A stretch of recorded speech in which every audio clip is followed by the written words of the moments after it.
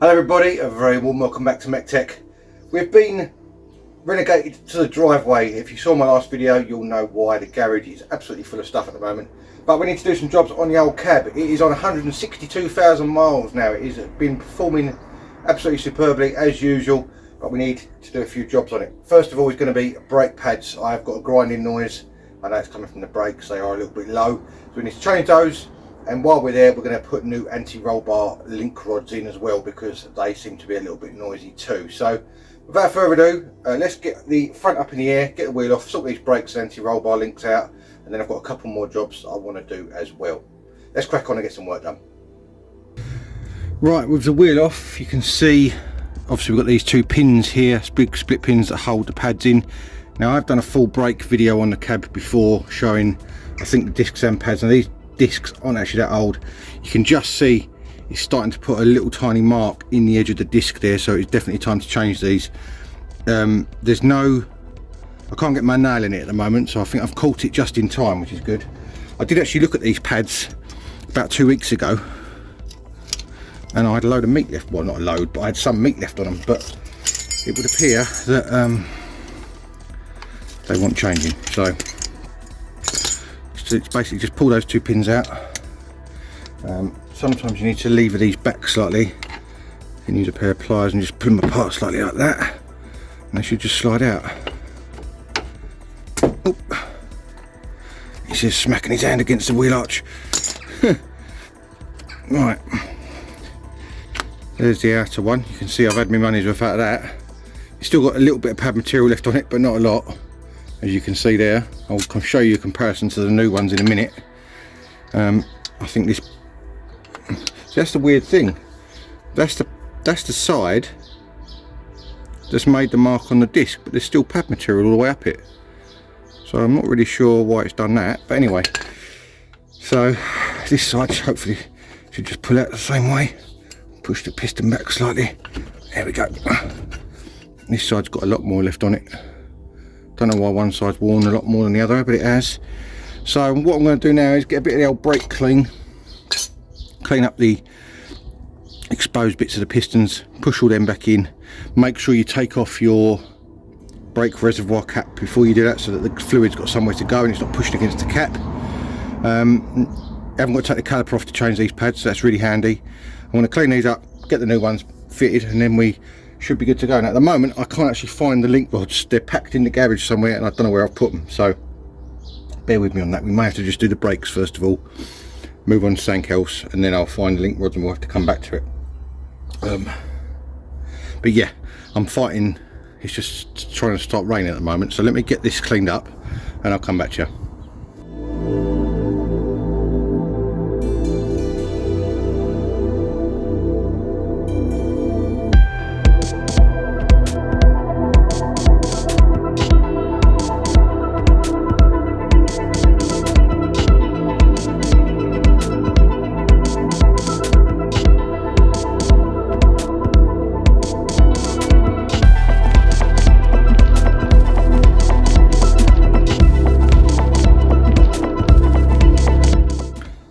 Right, now you're probably going to think, why is he doing that? He's daft working them in and out like that, and he could just use a clamp on all of them. Well, the reason I do that is for my own peace of mind, that they're all free, work them in and out a few times, and obviously any debris or anything that's on the sides of the pistons will get worked off as you work them in and out. So that is the reason I do it that way. I think I said that when I previously did this job on this cab. That's why I did that. I'm really miffed I can't find these link rods, because it's such an easy job to do while I've got the wheel off and I'm already here. But as you can probably expect at the moment, I have no idea where I've put them. I've looked for about 8 boxes so far and I can't find them anywhere, so they may have to wait for another day. But the brakes are obviously quite important, so I don't want to end up being sued for not being able to stop. So there we go. Right, so that's all clean now, looking absolutely marvellous. That one wants to go in a tad more. I know you're probably thinking to yourself, you shouldn't be levering against the disc. Well, I couldn't get my grips in there, and they go in easy enough that you shouldn't have to worry about it. So that's my excuse, and I'm sticking to it. So here are our new pads. made by Aisha. Euro car parts special as usual. Now these actually do run a brake pad sensor on these, but I don't plug it in because it comes on about halfway through the pad and you get half the pad wear out of them. So you can see this plug here, that's got the wires cut off of it. It's just got a plug in there. So all I do with the new pads is cut the sensor off. It's only on one wheel anyway, so it's pointless, because if the other wheel wore down quicker you wouldn't know about it anyway, because it hasn't got a sensor on it. So you can see that's the one with our sensor on. I just cut that off at the wires. Simple as that. Like that. I know you're thinking, well, that's daft, you know, you've got a sensor there for a reason. Well, yeah, you have. In fact, I'm going to take the whole sensor out so it won't make a noise when I wear through it then. You have, but obviously I've found I don't need it, so that's what I do. Entirely up to you what you do, obviously, but that is what I do on this particular car anyway, on this cab. So these have got anti-squeal pads on the back of these, but out of pure habit I always put copper grease on them as well, if I can get the lid off. This was one of the few things that I left unpacked because I knew I'd need it, the old copper grease. I'll just give it a nice smear of that on the back of there. As I say, you don't technically need it because it has got the anti-squeal pad on there, but with those old pads I did find, because they've worn down, they did start squealing quite a lot. And obviously the copper grease had worn off the back of them, so I'm going with the fact that I just like doing it. So there we go. Right, so that's, hopefully you can see it on there, that's all smeared on there like that, and then that just slots in there. Hopefully I won't push the piston back enough. Not quite. They push back very easy because they've got 4 pistons on these calipers. They're pretty beefy because obviously it's quite a heavy cab. They've got 4 pistons on them. They do push back a bit easier sometimes than a single piston, because obviously the single piston's a lot bigger. But it's not having that at the moment. It's not going in. Let's try again. Let's get these 2 worked in a little bit more, and then once this side's in we can work the other side in. There we go. Let's go. A messy job this on this cab. It's got so much brake dust on it. Right, there you go, straight in. So that is that. That's that one in. And we've got the one on the other side which obviously hasn't got a sensor on it, because it is literally that one pad that's got a sensor on it, and it's rubbish. So these cabs on these newer ones have got a tyre pressure warning system on them as well, but before I got this cab the lady I bought it off had it disabled because she said it was literally more ag than it was worth, constantly going off. If you dropped like 1 psi on a tyre it'd go off, you know, and it's just more ag than it's worth. So although the sensors are still in the wheels, it has been disabled on this cab, and I've not had a problem. I just check the tyre pressures like I normally would, and it's fine. So there we go, that goes in there like that. Now these come with new hardware, get new clips and new pins, so that's quite nice. You can renew the whole lot as long as you remember which way around the clips go, which I don't. But we'll worry about that in a second. I think they go like that. They only really can go one way because otherwise the pins won't fit through the holes.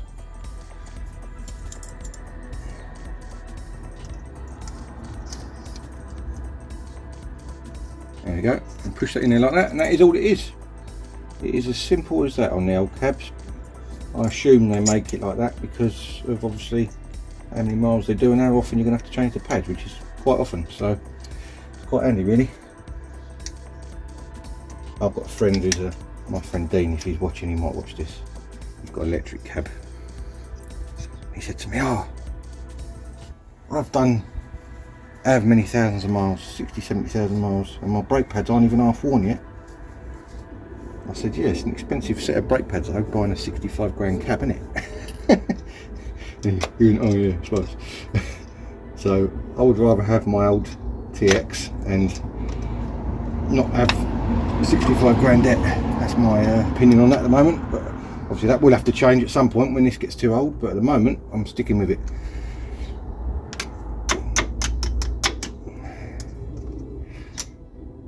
There we go, bend the ends of those out.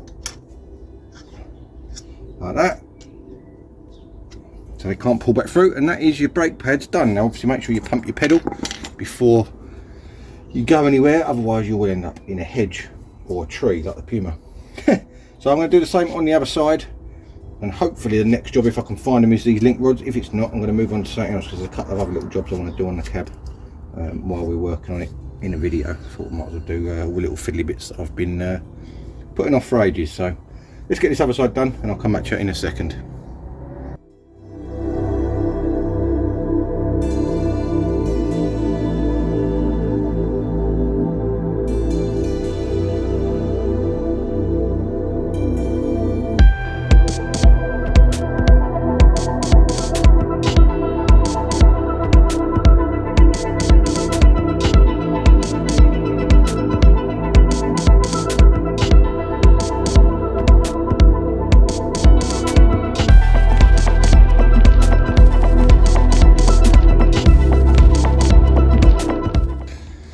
Right, there we go, that is the other side done. Now this side had a lot more meat left on them than the other side. Still getting a bit low, this one anyway, but better than what the other side was. Now I've just noticed, I looked back at my video as well,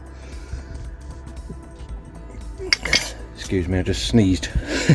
I put these clips on around the wrong way on the other side. The short side's supposed to go to the caliper, so I need to go around here and just take those out and swap them around, because that is the wrong way around. I checked my video and I checked obviously this side when I took them off, because I didn't check them on the other side like a wally. So I'm going to put this wheel back on, quickly jack the other side back up, flip those clips around so they're the right way, because I don't want the long pieces rubbing on the caliper, and then we should be done on the brake side of things.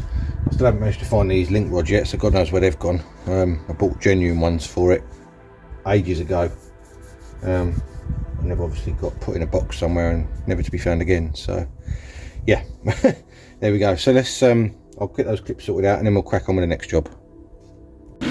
Right, next job on the old cab is these top bushes here. Now these are actually poly bushes. I replaced them probably a couple of years ago. I can't see anything wrong with the bushes themselves. If I show you, it has got some play in it, in this back bush in particular. Now you can see there's a gap there.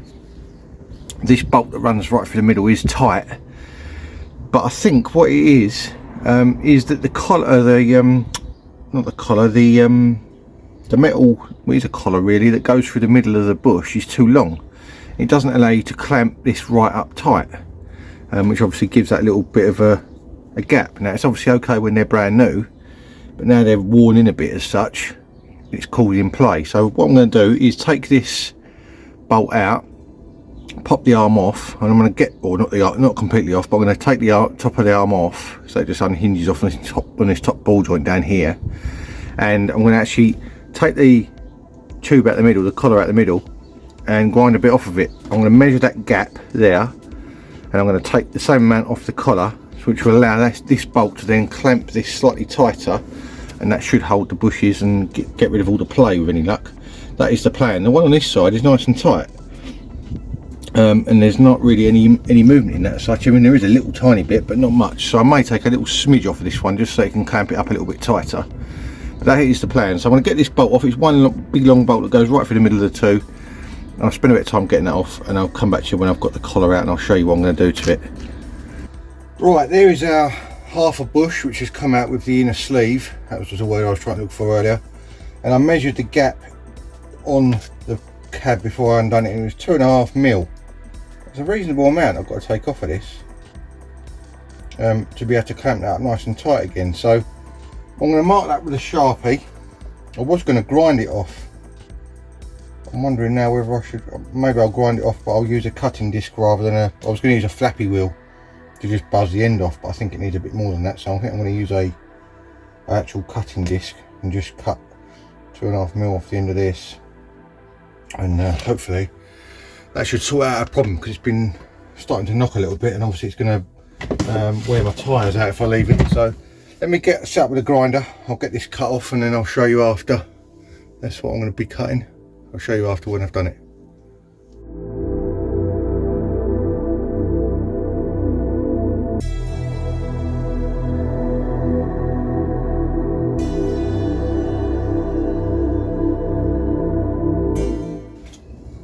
Right, there we go, there is our sleeve cut off.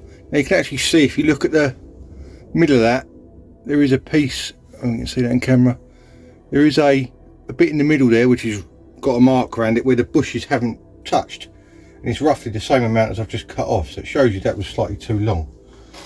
So hopefully now, once we put this back on the cab, these two bushes, when they're pushed on, should now meet in the middle, that is the theory, and stop any slop sideways. So I'm going to get that put back on the cab and we'll see what we got.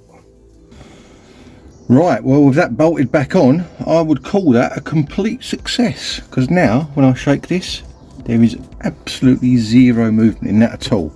So I am well chuffed about that, because that means I'm going to buy any more bushes. They're 40 quid a set, so they're not mega money, but I thought I'd try that first, and it appears to have worked. So I may just check the other side and I've done it on the other side already once, but I only took a very slight bit off. I took a bit more off of this side, and obviously you saw the gap there. Now there's no gap at all, which is how it should be. I did actually take a little smidge off of this one too, just to be on the safe side that it was going to squash up nice. There wasn't a gap there, but I just took a little bit off with the flappy wheel, just to obviously give it a little bit more clamping power.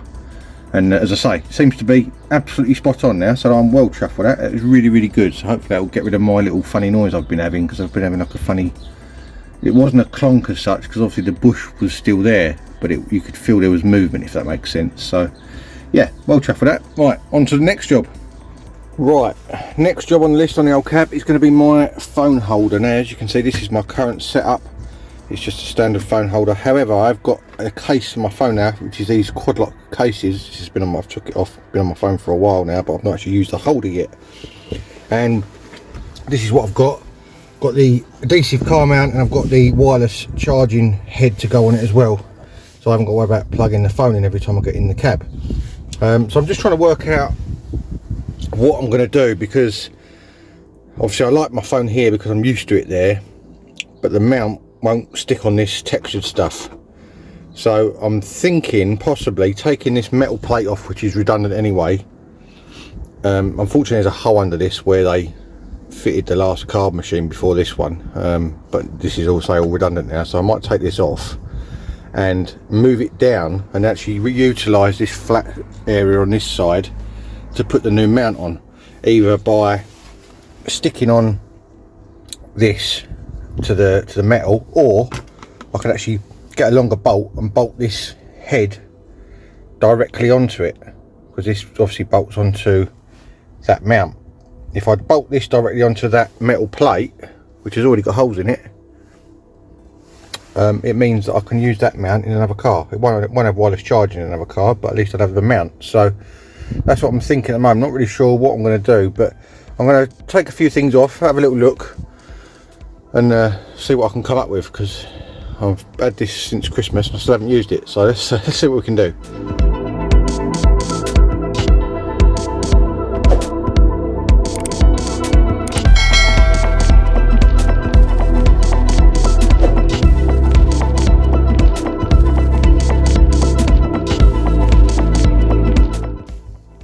Right, after taking off the the bracket and the phone holder, that's what I'm left with. As you can see, a few big holes and things in the dash, but there's not much I can do about that, I'm afraid. So I'm thinking I'm going to put the new metal plate down here. Now you would have just seen me cutting this down. I've touched the edging with some black, and I'm planning is to put that on there, something like that, so it'll cover up all that disgusting mess that's there anyway. All I'll be left with is a few holes up there, which is unfortunate, but I can't do much about that. So I think I'm going to get that screwed on there, and then we can start actually looking at the phone mount itself. I'm just going to self taper that back on there the same as it was before. So I'll get that done, and then we'll look at the phone mount. Rightio, there we go. That is it from the driver's seat. It is pretty much in exactly the same place as my old phone holder was. I've put two self tappers in the side there. I may try and get two more. I haven't. Those screws were done by the people that put the plate on the dash originally, so I'll see if I've got a couple of screws to match them. Doesn't necessarily need them. I can't really get one in this one because it's curving the dash, so I might just put one more in that hole there, just so it's double secure. I have tilted it so that it obviously tilts up, and I managed to get a longer screw to bolt the wireless mount on straight onto that plate rather than having to have the holder there, because the holder made it stick out quite a long way and it got in the way of the gear stick. So got my little lead here, which I've just noticed there's an Allen key in there to swap the head over with, which obviously I didn't need because I used a different screw anyway, so that's all right. That'll plug into my little USB down here, and that obviously will plug into the bottom of that mount, and every time I put my phone in the holder it will charge up, which is absolutely superb. So it means I haven't got to keep plugging it in every time. I'm worrying about the phone jack on the bottom getting ruined, because obviously the amount of times I'm in and out of the cab does get taken in and out a fair few times. So that is that job done. That's been a long time coming, that job, actually. I'm quite pleased about that. That's pretty good. I may modify this plate in future and just have it so it's thinner, but it does mean at the moment with that there that I can have my phone upright or sideways and it doesn't overhang this bracket, so if anyone loads anything in this side of the cab it still won't hit my phone, which is really good. So I may leave it as it is, actually, thinking about it. So that's another job ticked off the list. Top banana. Right, next job on the cab. Now I was going to have to look at this door anyway because it wasn't opening properly, but last night some kind person decided to open the door just as a bus was going past. As you can see, they've muddied the edge of the door. So I am, as you can probably tell by the tone of my voice, a bit miffed to say the least. I'm not sure how or what I'm going to do to fix this yet, but I need to obviously address this edge because it is a bit sharp, and obviously I don't want passengers cutting their clothes or their body on it, you know, when they're getting in and out. So I'm going to have to do something with it temporarily. The first thing I'm going to do is get the door card off inside. So let's get that done first, because I was going to have to do it anyway to look at the door handle. I'm not 100% sure how the door card comes off. I think it's just screws. Take this handle off, other bits and bobs. Also the check strap on this door is not check strapping anymore. So let me get some tools and let's get set up and get this door card off and see what's inside. Right, now obviously these cabs are commercial vehicles as such, so they're pretty crudely built as far as how they're put together, hence why all the screws are on show on the door panel and all that sort of thing. So you've got two Phillips down the bottom there, one up the side here. As I say, you have to take that yellow handle off, which is held in by two Allen keys, two Allen key headed bolts. I'll let you know the size of those in a second. I'm not actually sure myself yet, and I think the rest of it just pulls off basically. It's quite easy. But yeah, last night passenger jumped in the cab and decided not to wait for the bus to go past that was coming up the inside of me. Opened the door and the bus hit the door as he went past, or he hit the bus when he went past, whichever way you look at it really. Right, let me grab an Allen key for that in a sec.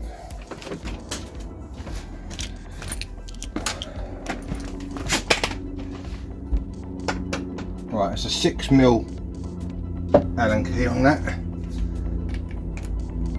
It's only 2 bolts.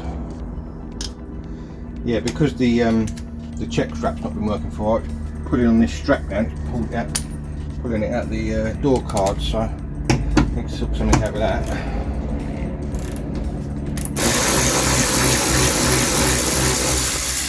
So I was originally planning on taking this door card off, but not for the door repair. I need to look at the inside to see if I can adjust the handle. Right, with that off,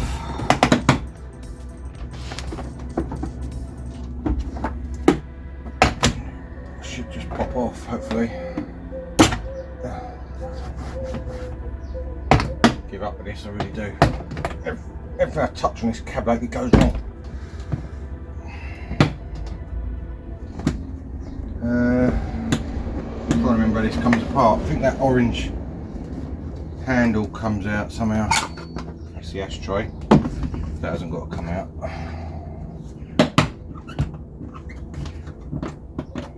think it just pops over the top of the handle. Yeah, it does. Oh, there we go. Why am I doing it? Oh, lovely. Butyl tape. That's nice and sticky everywhere. Right, now the only thing holding this on here now is all the switches.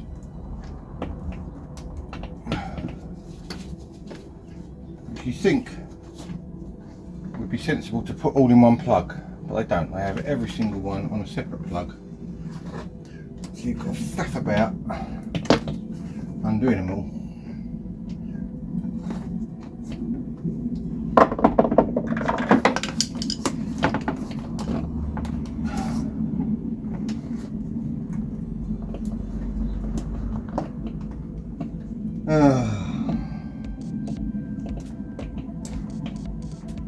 Come on. I have to get myself a little tiny flat screwdriver because I've got clips on either side to pop each switch off.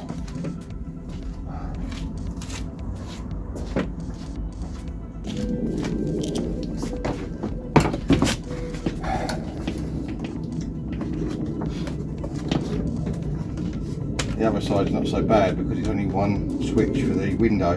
This side's got everything on it, which means it's more of a pain.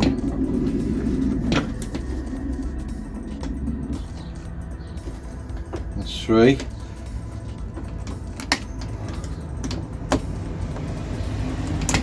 Four. And the last one.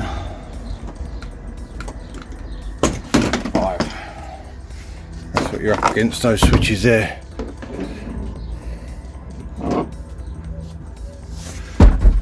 Right, so that go because it gives us the access to the inside of here. Looks like it's been apart before, but looks the way this is all gone manky and ripped.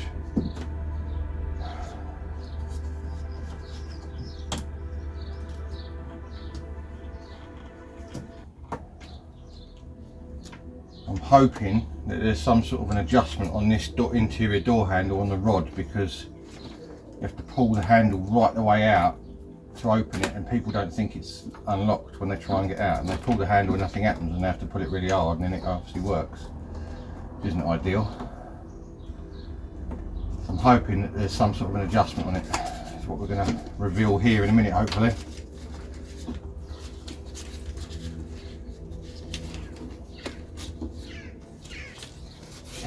Trying to get these plugs, they're kind of sitting where they should be, so hopefully they'll go back in the same spots.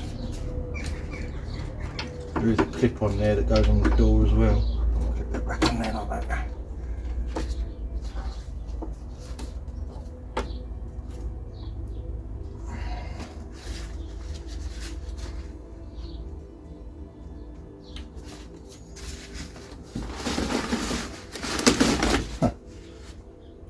Why has that been shoved inside the door? That looks like the original. I don't know what that is. I don't know.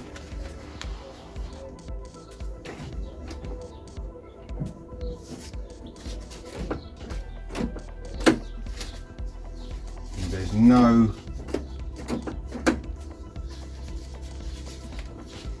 no adjustment on that by the looks of it.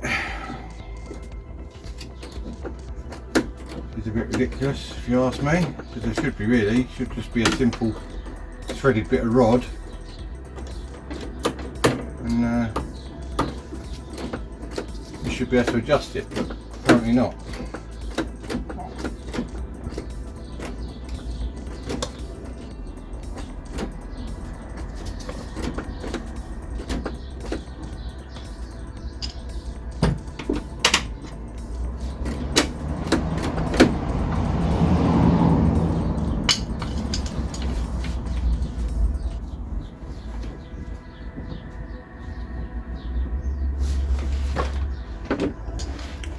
Furthermore, I can't get inside the door to do anything with that dent.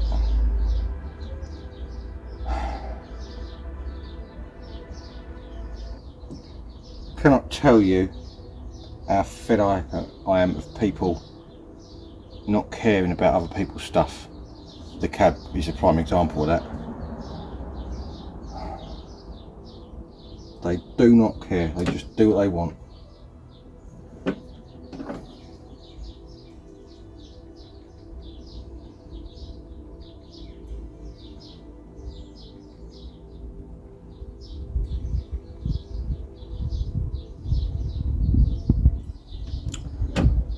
yeah, not sure what I'm going to do about that in a minute.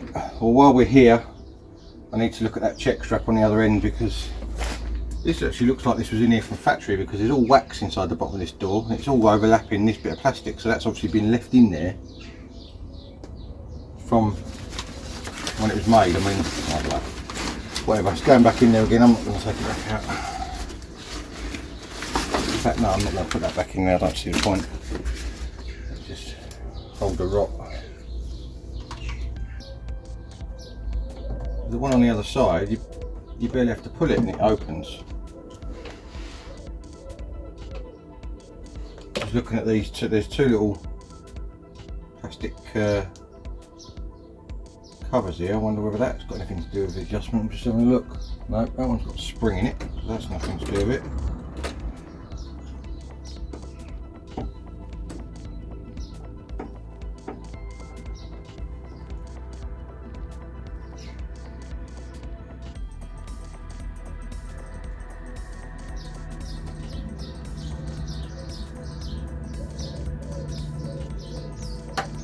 And that one's just got a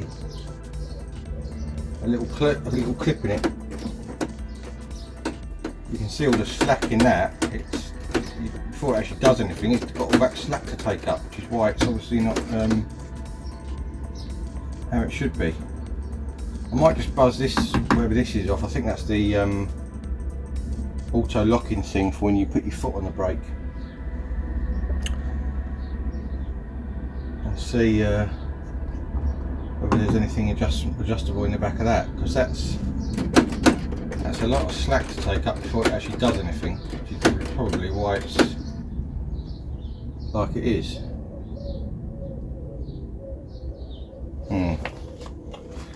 Yeah.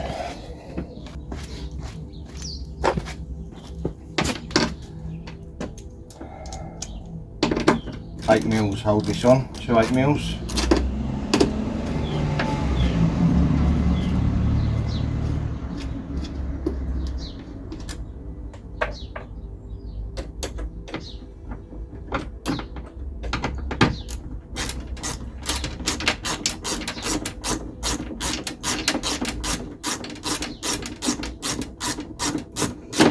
Never had one of these off before, so I don't know what I'm going to find, but still, gotta have a look, haven't we?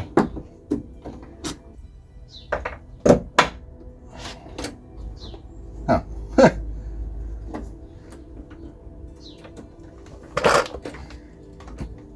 That just literally goes in that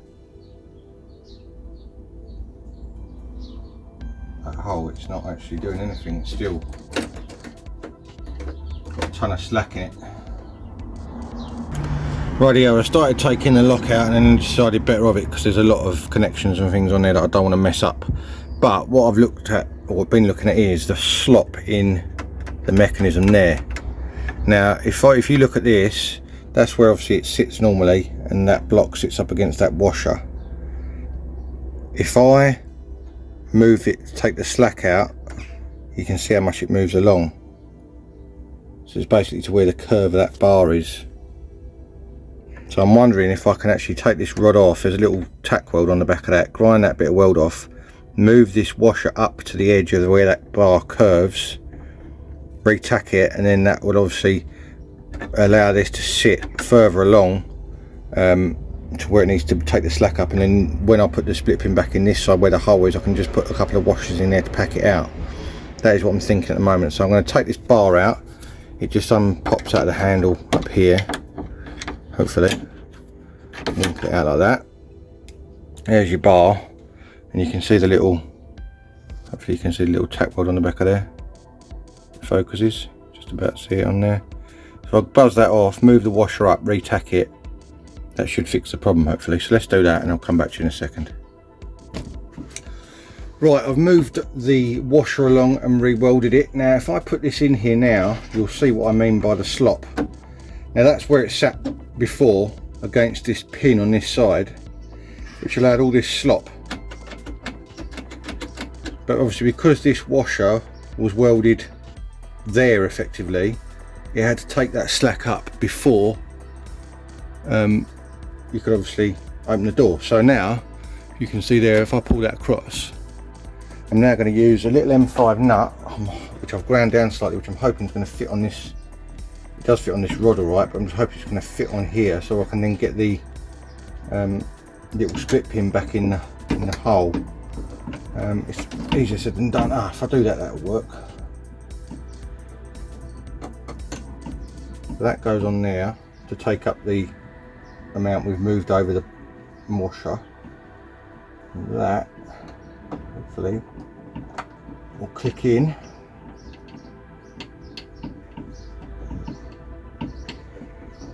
I said hopefully that will click in.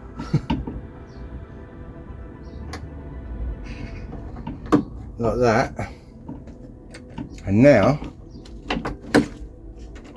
there's very little slack there in between the handle and the thing. So let's put this back on, because this has got to go back on here. That went round that way and slotted into there.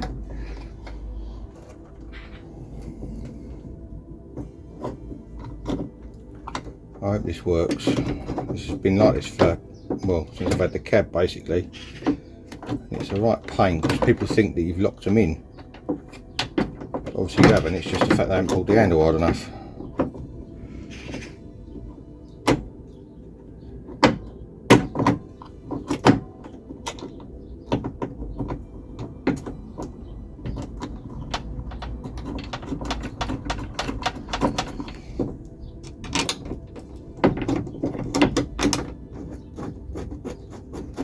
Shift with like the DeLorean and stuff, the rods inside the door, I've got like a threaded part in the middle, sort of here, so you can adjust them if you need to.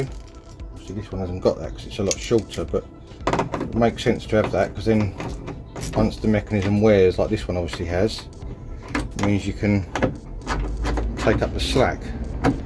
Right, and in theory, make sure that lock's still tight. It is. Isn't it good, isn't it? Now I've got a damaged door, I'm fixing it. Right, let's go inside the cab.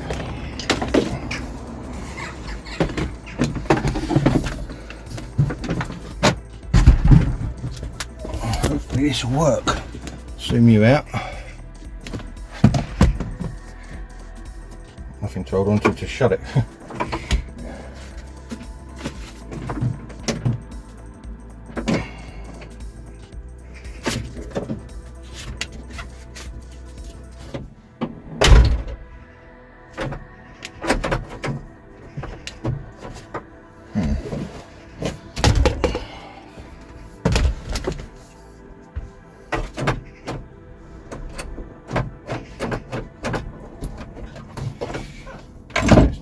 At all.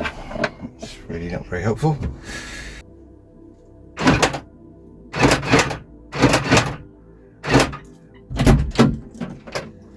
Right, I've got another problem with this door, which I had before, which it doesn't always unlock, so that's why it wasn't working. Let's see if it works now. Yeah, that's perfect now. Perfect. Really good. That's much better. Okay, well that's worked, so that's good. And obviously we know the locking works because it just got stuck. So right, that's that job dubbed. Now let's have a look at the check strap. Right, I've got the check strap out. It's held in with two 10mm, and I've also got the bit out that the strap for the extra thing goes into that's broken off. Now I found that in the bottom of the door. You can see that's snapped off the check strap. It should sit in there in like a hoop shape, and that's obviously what makes the check strap work. That's the other bit of it there. So there's not a lot I can do with that, unfortunately. However, because I'm a bit of a hoarder, and on my old cab I had to change passenger door on it once, I kept a load of bits, and just so happens in a box I've just managed to find a new check strap. So this plate is the wrong side because it says R on it for right, and it is a different shoe. It's one-sided for the shape of the door, but that unbolts. So I'm going to take that plate off, put it on the left-hand plate, In theory, we should have a check strap that works, and I've also managed to find another door socket as well to replace this broken one. So, because I stripped the door of all the bits, obviously, when I took it apart, and I thought they're going to come in handy one day. I'm going to keep them, and lo and behold, there you go. So let me get set up, and I'll show you the reverse procedure of putting this in, because obviously I just took it out, and I've took it out in bits because it was all broken. So yeah, let me get set up and I'll come back to you. Right, because obviously this check strap was broken, the bar came out of it on its own. So that's held in there with 3 10mm.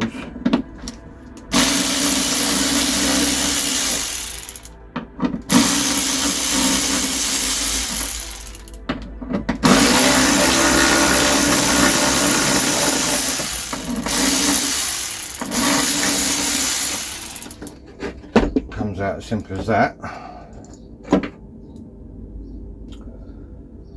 And obviously the new one bolts back in. What I've got to do though is obviously swap this plate over, so I just want to make sure that this is going to work. I'm pretty sure they're the same, and just flip them up the other way. That's what I'm thinking anyway. I don't know for sure. I don't know if they're actually sided or not, that's the only thing. If they are sided, I can actually take the ring out of this and put it in my one.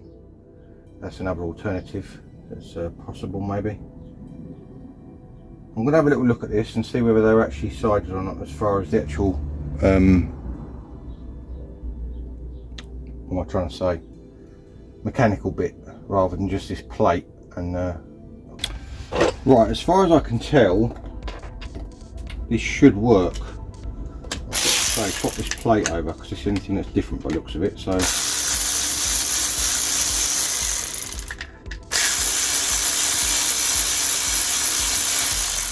again, these are 2 10mm. Let's hope that I can get this plate off somehow or another. And in theory I should better just hook that round there. Yeah, there you go. So I actually could reuse my existing bar and everything else, but well, it doesn't make a lot of odds really, because this one matches. I might as well keep this one with it. So obviously take that off. That then comes off of there. I'm going to leave it on there for a second. Put that up that way so I know which way it goes, and take this one off.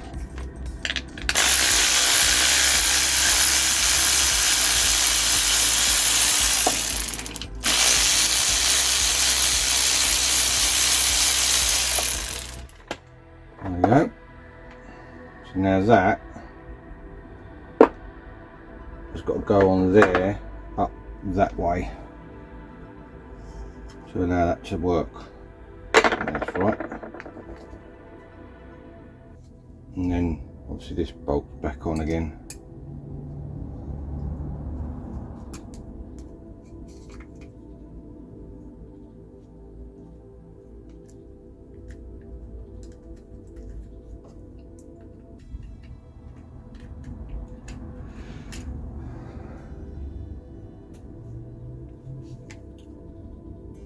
Now I'm just wondering, yeah, that should work, because then I can thread it through from the inside.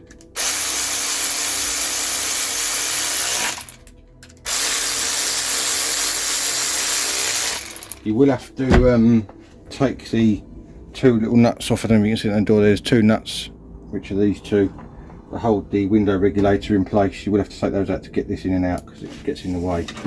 So now, with the window regulator popped off into its mounts, that should go through. You can see the hole in the door there. Should go through. That won't work, because there's only a slot big enough for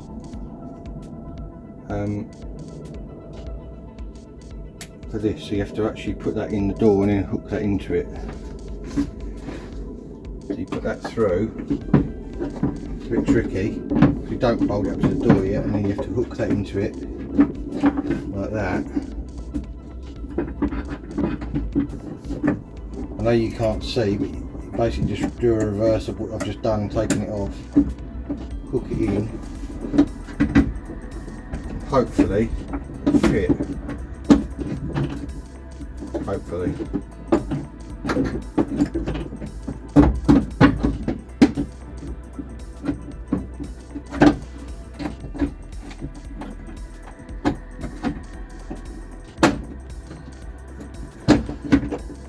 Right, that's in the position by the looks of it. Where's the that was that.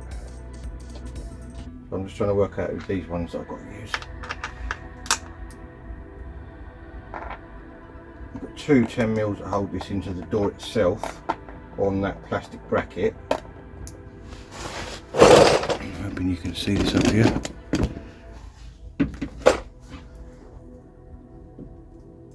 One there, and obviously one at the other end.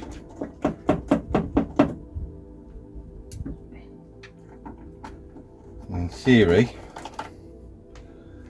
tighten this up.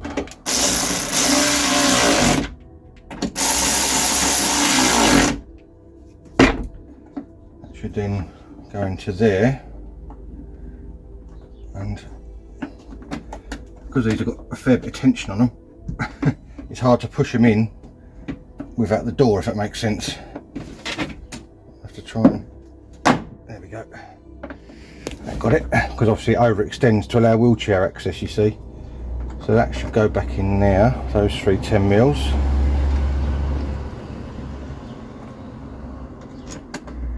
And so far, I've spent absolutely £0 doing this job, either of them in fact. Which is marvellous, considering I've now got a door to pay for that someone else did. Well, I've got to repair it myself if I can. I don't know if I'm going to be able to do that or not yet, because I think the frame's bent, but still. We'll look at that in a minute.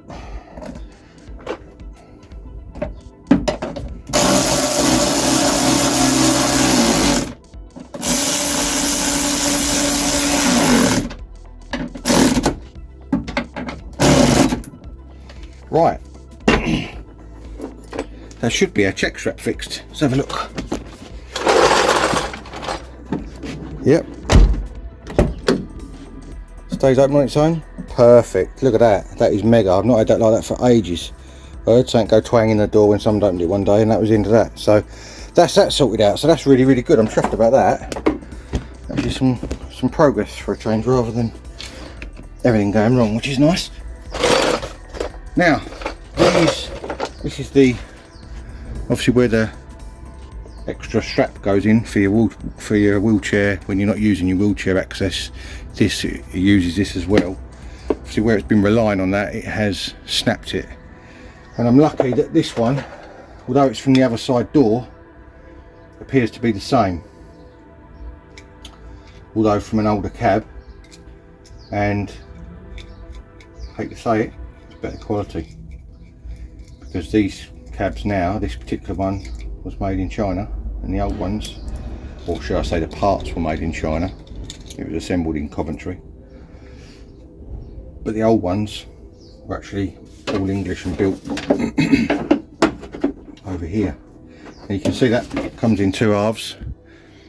The plate obviously goes inside the door, and then this one goes on the outside of the door, and you just basically bolt it up. Now this one uses screws, the newer one uses bolts.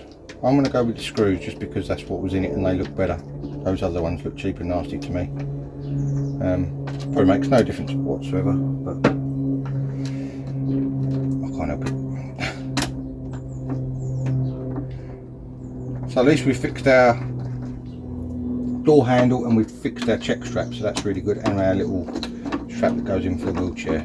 So that's, or the door, I should say. Right, I'm going to go and get a bigger screwdriver to be able to do those up. In fact, it should be right behind me, so let's do that.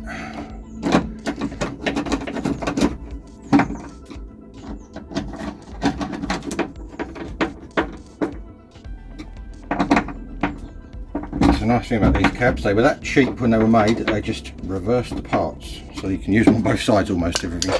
There we go, so that's that fixed. So now we can stick that Actually no, we've got to put a window regulator back in. Don't forget that, because otherwise your window regulator will be hanging out the door. It's just two 10mm nuts.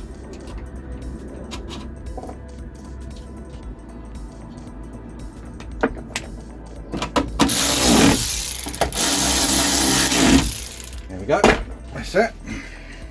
Now we can stick that back on. Go roughly back in the correct place, hopefully. It's not very nice, this plastic stuff, but this does the job, keeps the water out the door, that's the theory anyway. Hopefully my door won't rattle anymore now, because I've had that bit of check strap that was snapped off rattling around in the door for God knows how long. It must have been making a racket.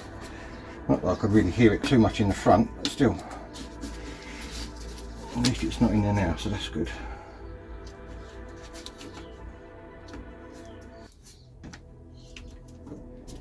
My mood has improved slightly after the door. Now the door damage, I'm not sure what I'm going to do about that yet, because as I say, I think the frame is bent. The only thing I can think of doing at the moment is actually getting, let me just show you, getting a pair of mole grips on the edge where the paint's already missing, and trying to get some sort of a ratchet strap on it and actually pull it back that way, if that makes sense, because it's obviously been hit while it's open. So it's been hit this way, so it needs to be pulled back that way, and hope that might pop some of that dent out. I don't know if it will or not, but it's really good now. And the check strap's nice. I'm going to put a little bit of grease on that check strap, and that should be good to go. So yeah, I'm not sure what I'm going to do about the door damage yet. That may be a separate video, I think, because that's going to be pretty time consuming, I think. I do need to just tidy the edge up though and get rid of any sharp bits, because obviously I don't want people catching themselves on it. So I have to just give that a little bit of a hammer and dolly up and sort that out, so maybe we'll do that next. Right, this is what I've come up with. A pair of mole grips and a ratchet strap around the garage door frame. Let's see if it works and does anything. Hoping it's going to pop some of this out. We'll see. Probably just pull the mole grips off, but you never know.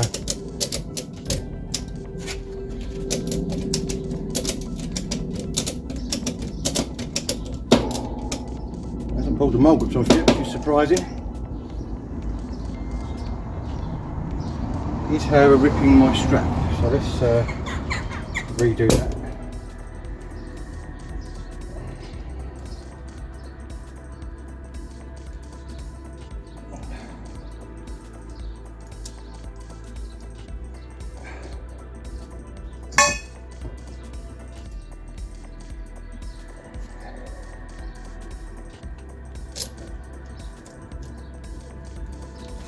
Right,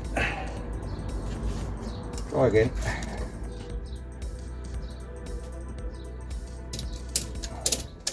There's a sharp bit on that door that's catching on.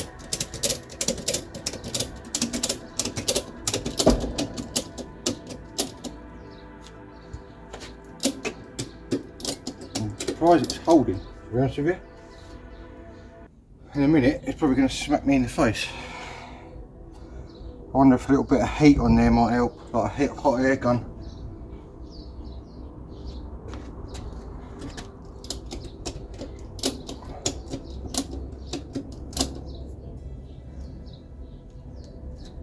I'll put the handbrake on the cab.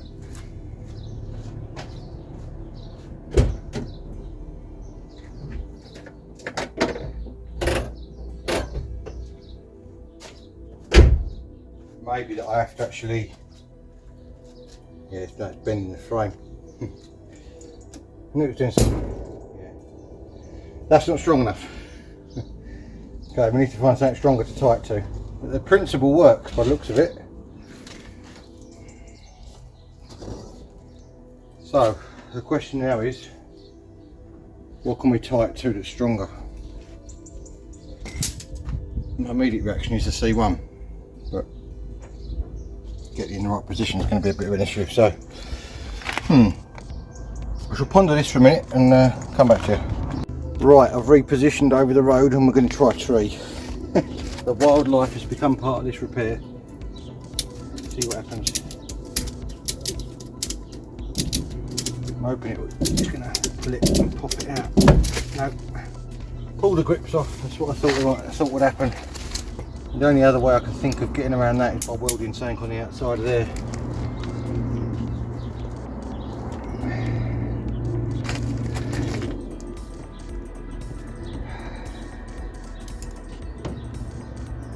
cab driver's being a cab driver's easy, didn't you?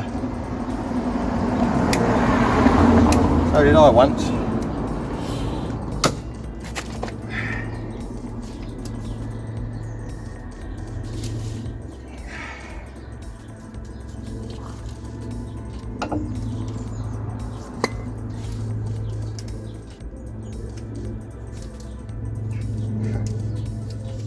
I want to reset this back up and I'll come back to you. Right, I've got this under a little bit of tension now. Not that much, but fair amount compared to what it was. And it has actually pulled the inner frame out by the looks of it, which is good. I think it's going to do that. It's just starting to pull the grips off, so I wonder if I get a little bit of heat on that now, whether that might pop or whether I can get inside it. I've got a few pairs of grips here. You can see how much that was pulling the cab. It's actually pulling the suspension down on it.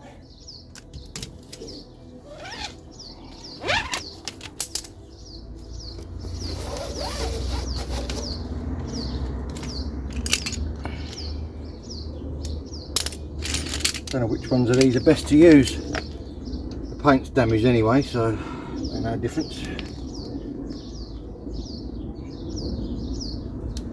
I suppose really I ought to use the same type of grips so that the gap's the same for the strap to go through.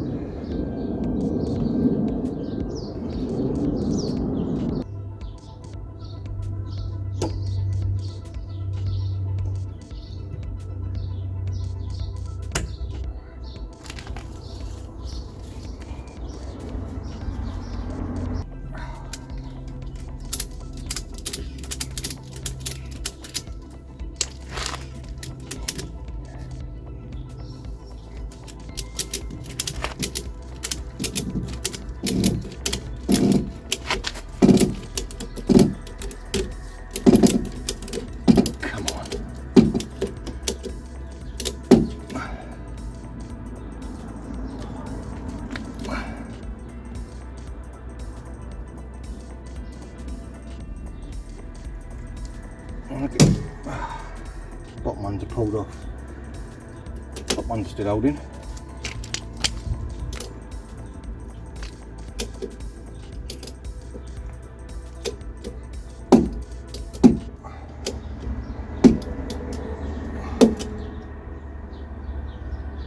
I wonder what I can do to get something inside there to maybe ease that back out, or whether heat will do it. Let's go and get a heat gun if I can find it. Right, I don't know if this is going to work. I've just found my paintless dent repair kit in one of the boxes. This is it, if you want to know what it is. Thought maybe we could glue a few patches on here and try and slide it out while it's under tension. So you've got a glue gun,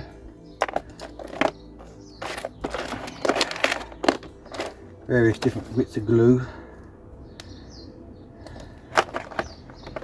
and then there's a slide hammer with a special attachment in the end of it which fits these pads in so you can pull on them.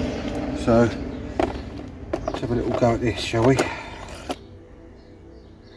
what it does.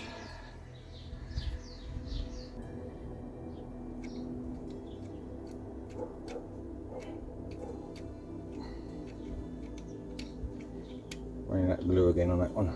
Let the heat up again.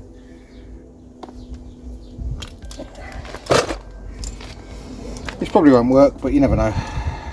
Stranger things have happened.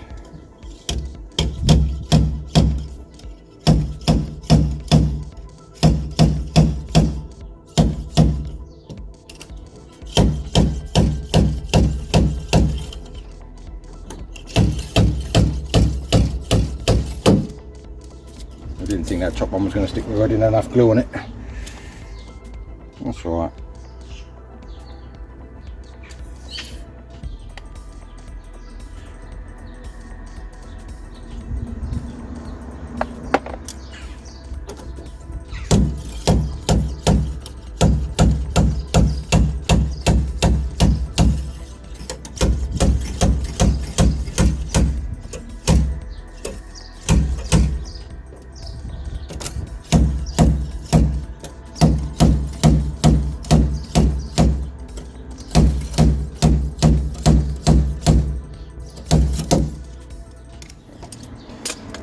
go on that one. It's alright. Thought it would. There is a release agent you can put on this, but I haven't got any, so we just have to peel it off manually.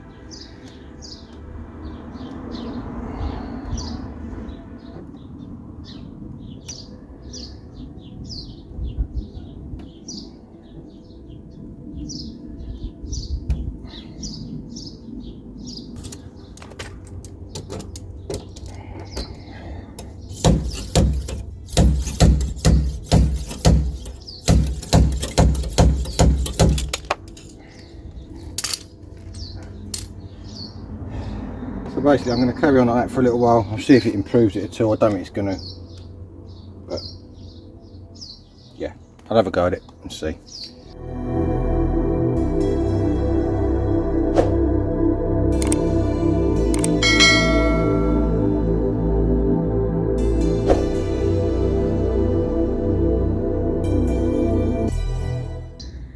Right, after countless attempts of trying different things, I have drawn a blank. So what I've done is I've got the old welder out and I've welded up the edge here because it would, where it caught the edge of the door skin, it was all sharp. So I've just run a little bead of weld down the end of there, then ground it back flat so that it's nice and smooth and not going to catch on anyone's clothes or anything like that. That leaves it looking like that. I've gone over the outside with a DA just to try and smooth off the paint edge for now. This is all going to need repairing properly, so don't think I'm going to leave it like it forever, but obviously I need to do something with it now to keep it on the road and keep it going. So yeah, so I'm just going to get some primer on the go, mask it all up, just prime that little area, try and get it looking half decent with a little bit of black over it, and hopefully it'll blend in at least for the time being. That's the plan. Right, as you can see, that is what I've come up with after a little bit of primer and black paint over the top. Now it's by no means invisible by any stroke of imagination. I've not even lacquered it, it's just got black over it, and obviously the dent is still quite prominent, although it has improved slightly I think, but not very much.